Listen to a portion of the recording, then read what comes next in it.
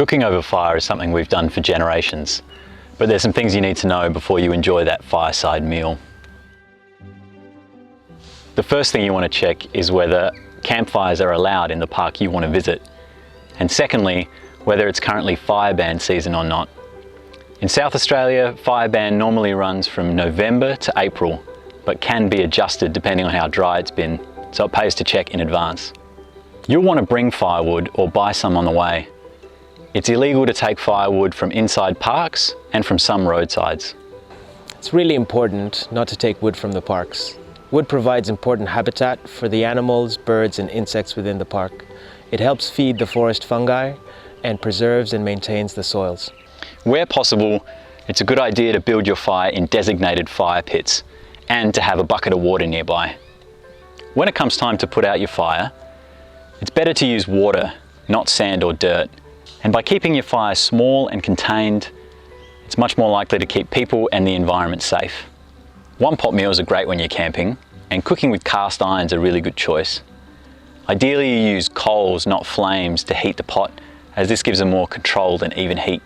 One of the things I really like to make is a one-pot chili with onion and garlic, capsicum and beans. It's full of flavour and it's good for feeding a crowd. One trick I often use is when I'm cooking something like eggs or stir fry, I heat the pot up and then take it away to do my cooking. So I'm better able to manage temperature and I don't get so hot being close to the flames. Cast iron builds up a really effective non-stick surface, so you don't want to scrape that away with detergent or any abrasives when it comes to cleaning. Once you've served up your meal, it's a really good idea to put water straight in the cast iron pot.